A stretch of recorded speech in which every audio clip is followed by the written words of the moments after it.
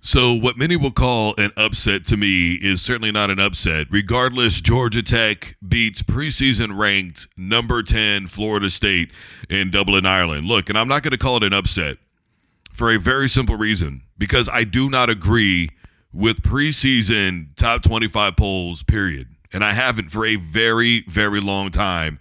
And this is the very definition of why I do not agree with preseason top 25 polls.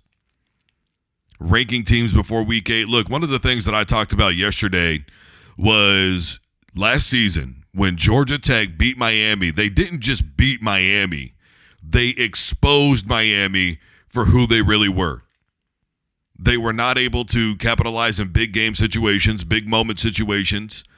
They exposed the inability to manage the game, not only from a coaching perspective, but a player's perspective at the end. Look, first of all, you should have kneeled, right, in that game last year against Miami. Then on top of that, you fumble the football, poor execution. Then in addition to that, defensively, you make a horrible call. You don't execute on defense, and Georgia Tech ends up winning the football game. It was not an upset. It was exposing Miami for who they really were as a football team. And how did Miami finish the season last year? I'll wait. One of the things that I talked about going into this game was Florida State and all the players that they had lost to the NFL draft, that this was not the same team from a season ago. I think they were given merit, and I think they were given a little bit of, okay, our bad. We'll start you off at number 10, and we'll see where you go from there. And before we really get into it, I want to put something out there. Before Georgia fan or anybody else comes along and goes, this is the team that you wanted. This is literally not the same team from a season ago. This is not the same situation that it was in December. It's not even close to that. These are completely separate situations right now with Florida State. And to bring it full circle, Georgia Tech did the exact same thing to Florida State already this season that they did to Miami last year. They exposed the shortcomings coaching-wise. Florida State had many opportunities that they could have capitalized on in this football game. You had 2 fumbles by the quarterback, Haynes King, alone, which, by the way, on the first fumble, great play by King, because if you notice, he swatted the ball underneath, and then Rutledge, his lineman, I mean, there was, 4 guys from Florida State, 5 guys from Florida State all hovering around the football, and he's able to come away with it. There were some other really key plays. Look, everybody's going to be talking about that 90-yard drive by Georgia Tech, and deservedly so, because that was one hell of a drive backed up on your 10-yard line in that situation. But the fact of the matter is how Carey hung on to that football when he got waylaid on the punt return is really beyond me. That was a hell of a job by the returner holding on to the football. A lot of guys in that situation would have lost the ball, and Florida State could have potentially scored a touchdown to put them back in control of the football game.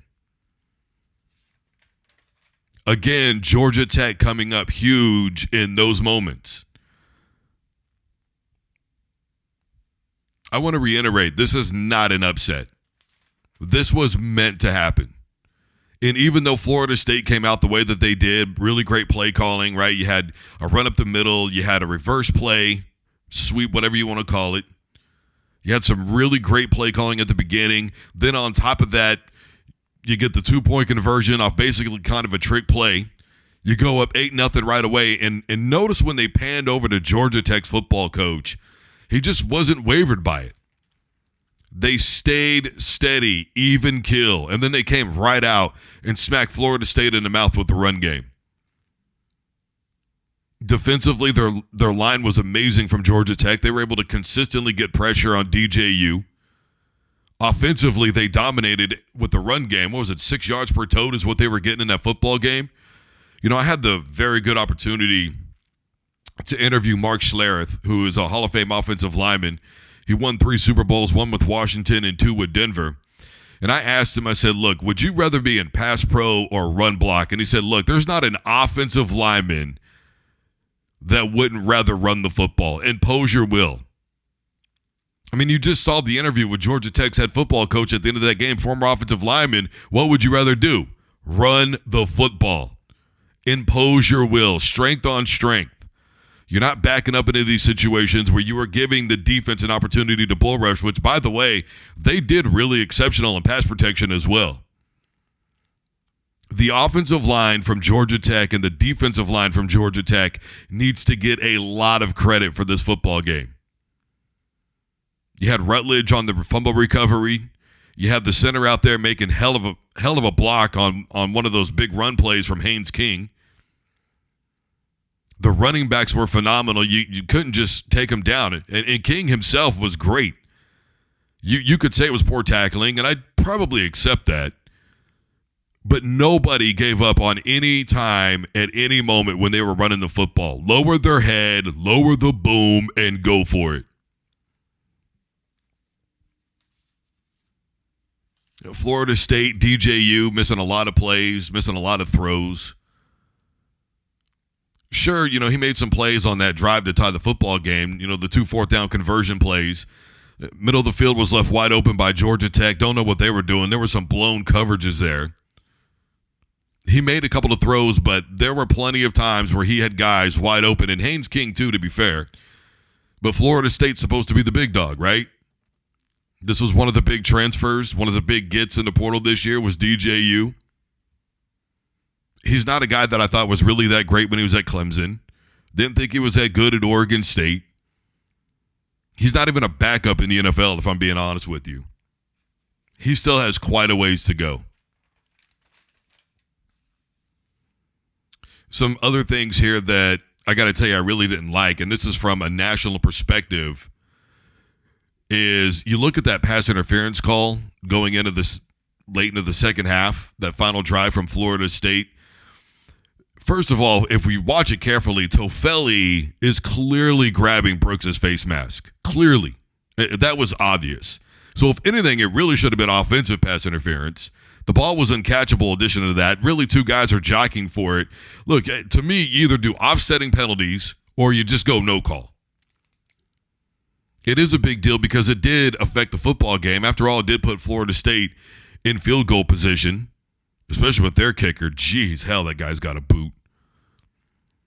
And then in addition to that, it sets a bad precedent for BS pass interference calls later on in the season.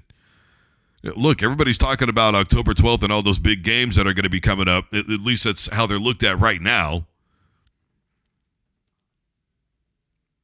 Imagine pass interference calls like that completely affecting those games, because they will. And the final thing here is, this is not only the reason why I can't stand top 25 preseason polls. It's not only the reason why I can't stand ranking teams before the 8th week. But it's a show in that we still don't even know how good Georgia Tech is. Florida State might just not be that team. Or maybe they just had a really bad first game. We don't know. Maybe Georgia Tech runs the gauntlet, and they use that defense and run game to get to where they want to go and go to a college football playoff. Maybe they just expose Florida State for who they really are this year, and that's the beginning of a very 8-4, 7-5 season for Florida State. We don't know. What we do know is this. Georgia Tech absolutely out-muscled, outplayed, out-hustled, out-coached Florida State at every single turn in that football game. Florida State played good, but they didn't play great. And the fact that they did not have situational awareness in a lot of times in that game just signifies to me that Coach Norvell is still not that guy. Last season, he had maybe the best running back in all of college football in Trey Benson. He had maybe the best defensive line player at the bare minimum on that football team in all of NCAA football. Loaded roster. A lot of guys went to the NFL. And to me, he just got exposed for who he really is as a football coach.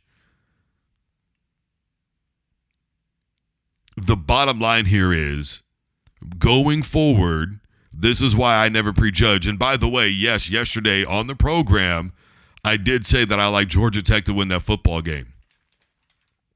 And the term upset needs to go away, especially at this time in the season, because we don't know how good Florida State is going to be later on. We don't know what this win or loss means for any team Either one of these two teams right now.